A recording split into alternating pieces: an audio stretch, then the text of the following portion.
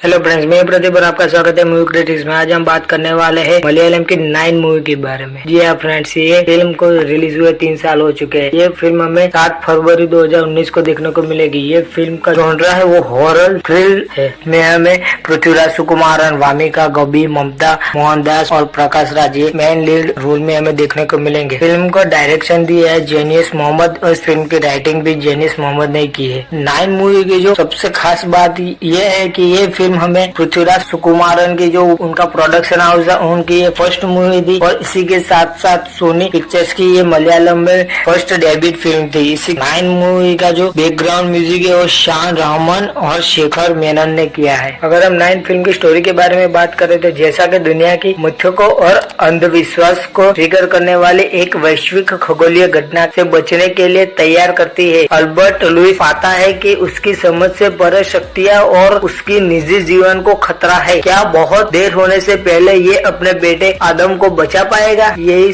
सब सवालों का जवाब ये फिल्म देती है। 9 फिल्म है वो मलयालम इंडस्ट्री की सबसे पहले साइंस फिक्शन फिल्म है। 9 मनोवैज्ञानिक सस्पेंस थ्रिलर भी है। इस फिल्म के साथ जेनियस मोहम्मद इनमें से किसी भी शैली की समीक्षाओं का विस्तार और परीक्षण करता है और यह कहना सुरक्षित है कि वह काफी हद तक सफल है। अगर हम कहानी की बात करें तो कहानी उन 9 दिनों की है जो एक लाल धूमकेतु पृथ्वी के ऊपर से गुजरता है, जिसके परिणाम स्वरूप पूरी मानवता बिजली खो देती है। लेकिन जल्द ही अलौकिक शक्तियां खेल में आ जाती है और आदम को नष्ट करने की धमकी देती है। एडम के पिता अल्बर्ट लुइस उसे बचाने के संघर्ष की कहानी है। 9 के पास बेचने के लिए एक कठिन कहानी है, एक वैज्ञानिक आच्छादन के साथ और फिर भी एक रहस्यमय बुनाई और फिर इन सभी में एक मनोवैज्ञानिक घुमाव। जेनु से मोहम्मद अपनी कहानी बेचता है। ये यहाँ प्रत्येक दर्शक को तय करना है, लेकिन वह निश्चित रूप से एक सम्मोहक मामला बनता है और उस पर एक साहसी प्रयास करता है। फिल्म में एक ध्वनि तकनीकी समर्थन है और यह दिखाता है वहाँ तक कि शेखर मेनन द्वारा अच्छी तरह से तैयार किए गए बैकग्राउंड स्कोर से लेकर अभिनंदन रामानुजम की स्क्रिप्ट सिनेमेटोग्राफी तक सब कुछ फिल्म में आपका ध्यान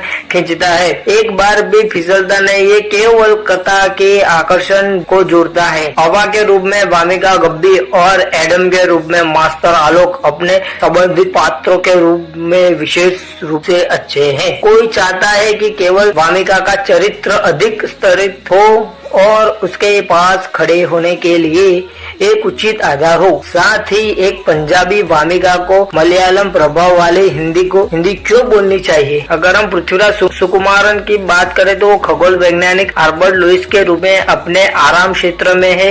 एडम, जॉन और इजरा में हमने उसे आश्चर्यजनक रूप से समान भूमिकाएं निभाते हुए देखा है, यदि वास्तव में विज्ञान के एक व्यक्ति के रूप में नहीं, कम से कम एक आरक्षित लेकिन स्नेही पिता के रूप में। हालांकि 9 द्वारा उठाए गए सभी रहस्यों के लिए यह इन सभी का उत्तर नहीं देता है। अभी भी बहुत सारे प्रश्न शेष है, उनके कुछ या कोई उत्तर नहीं है। इस तरह के एक अच्छी तरह से निर्मित रहस्य के साथ एक थिएटर में 2 से अधिक घंटे बिताने के बाद कोई मदद नहीं कर सकता, लेकिन अंत में कुछ निश्चित उत्तरों की कमी पर निराशा होती है। जी हाँ फ्रेंड, ये फिल्म हमें ऑलमोस्ट सभी सवालों का जवाब दे पाती है, लेकिन कुछ ऐसे सवाल है जिसे हमें ढूंढने में बहुत मुश्किल होती है और वो फिल्म हमें नहीं दे पाती। जो हमने बचपन से दादा दादी से उनसे जो भी कहानियां सब सुनी है वो सब इस फिल्म में हमें सच होती दिखती है कि एक धूमकेतु आता है जो आके पूरी दुनिया को खत्म कर देगा। ये सब इस फिल्म में हमें दिखाया जाएगा और बाद में मालूम पड़ता है कि फिल्म भी है जो एक हॉरर फिल्म है। तो जैसे कहानी बढ़ती है हमें हॉरर वाली फीलिंग आती है, वो हमें डराने में ऑलमोस्ट कामयाब हो जाता है। और जैसे जैसे कहानी आगे बढ़ती है तब हमें पता चलता है कहानी में कि ये एक सस्पेंस थ्रिलर मूवी है। नो की तकनीकी रूप से एक अच्छी तरह से बनाई गई पाठ्य पुस्तक थ्रिलर है। ऐसा कुछ भी नहीं है जिसे मलयालम में पहले कभी प्रयास नहीं किया गया हो। विशाल वैज्ञानिक पृष्ठभूमि और उसके चारों ओर निर्मित अलौकिकता और को छोड़कर कहानी वह है जिसे हमें पृथ्वीराज को बार बार प्रदर्शन करते दिखा है। हाँ फ्रेंड, और इसी तरह के एंटरटेनिंग वीडियो के लिए हमारे साथ बने रहे और हमारे चैनल को लाइक,